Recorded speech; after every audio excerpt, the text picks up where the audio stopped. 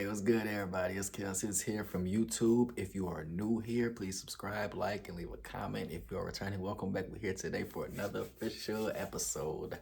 Man, we got an exciting video today because we are talking about a record-breaking week we had. It was a record-breaking week in the NBA. It was a record-breaking night, week, day, month, and about to be a year for these NBA players and a lot of NBA fans. We got a lot of NBA fans who are sad, who are pissed off. We got a lot of NBA fans who are happy, who are ready for the future. I mean, we have a whole lot of emotions that are in the building, and we have a whole lot of differences that have been made. I'm very excited now for the second half of the NBA, and I'm very excited for all these matches that are about to come after the All-Star break, because now we're about to see real basketball. I believe real basketball is honestly about to come back with how much now that's about to be created rivalry, and I feel like how many matchups that are going to be really, really deep-rooted matchups that people want to see and people are going to pay ticket prices for. And now these players are going to really ramp it up, and I feel like we're going to play hard this second half of the season. Another thing is I feel like this really, really is going to blow up the playoffs, and it's going to blow up the play-in, the playoffs, and who makes what, because now every team, whether if you got better or if you got worse, you know exactly where you are and you know exactly how hard you're about to play. Whether if it's you're at the bottom end of the season or bottom end of these standings and you're going to make the play or not make the play in and you're playing for a lottery pick, or if we're in the middle or at the top end and you know for sure you're going to make the playoffs and now you're trying to figure out what seat you're going to be, who you're going to play, how good your team is, how well of an oil machine you guys are running, because that is what's going to determine who's going to be the NBA champions this year. I have my feelings and thoughts on who I think is going to be the NBA champions this year, and that's a different conversation for a different day. But today, we are here to talk about the record-breaking week that the NBA had, which is the NBA trade deadline 2025, man.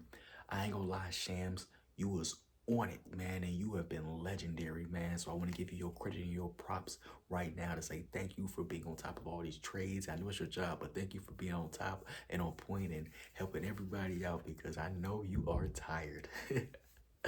Man, each of these teams I feel deserve a grade and deserve, I'm not going to name every single little thing that happened in trade. I feel like I'm just going to name the bigger names, or the names that are actually going to potentially be an impact to these teams. Some are guaranteed impacts, some are potential impacts, but these are the certain names in the NBA that you could potentially know, recognize, care about. Maybe your favorite player, maybe not. Maybe you care about them, maybe you did. Maybe you loved them in college, maybe you didn't. But these are the teams and the players of the trades.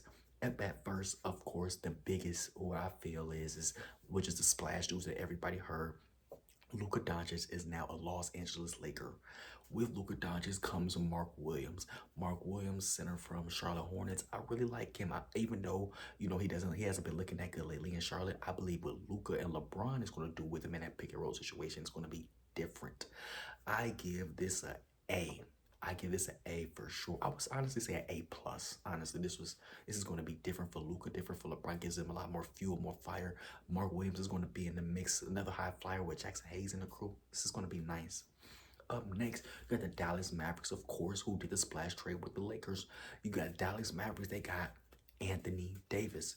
Now, the Dallas Mavericks general manager, he really felt as if Anthony Davis is going to make a change and is going to make a difference for their team when they want to win right now. And they feel like defense wins championships, and defense is not what Luka had. And with them in the last NBA Finals losing, they feel like he was exposed more than ever to the defense, and they really did not like that. And Luka's a generational player and in his prime at 25, so you really did something there. But honestly, Anthony Davis is not, and he is on the back end of his prime, on the back end of everything. I didn't like this as much for Dallas as I liked it for Los Angeles. I gave Dallas a C minus only because I feel like Anthony Davis does feel disrespected as well, and he's going to play tough and play hard as well because of him and LeBron just asked for a center, and now that they traded him and brought in a center with Luka, so I don't think he's gonna like that, so I gave it a C minus because I think Anthony Davis is still gonna play with a chip on his shoulder in Dallas. Next up, we got the Golden State Warriors. The Golden State Warriors acquired Jimmy Butler and signed a 2-year extension with him, so they are invested into him, and he's going to be a big part of the team. I gave this one a C plus, ladies and gentlemen. Um, I, Jimmy Butler's on the back end of his career as well. I don't think he's as great as he was a couple years ago. I think he's still a great player in the NBA, and I think he still deserves multiple contracts up to come. But I don't think he's that great, or he's playoff Jimmy that he was. You know what I mean? So I gave them a C plus. Up next, we got the San Antonio Spurs. They acquired De'Aaron Fox from the Sacramento Kings. I gave this a A plus plus.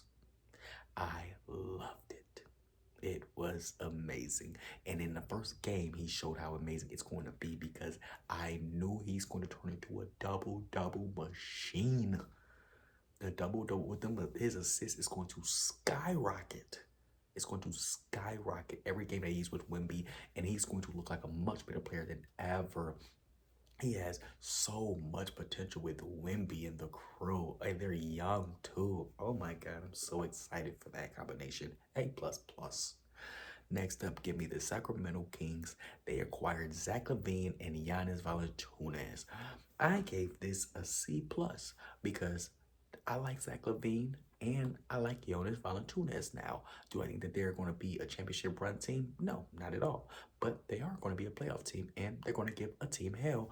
And I think that if they potentially get younger or somewhere adds a nice little dominant piece with this crew, they could be dangerous potentially because Zach LaVine and DeMar DeRozan are not done yet. And you still got Malik Monk and the crew that's over there. So the Sacramento Kings is going to be a playoff team. But how dangerous?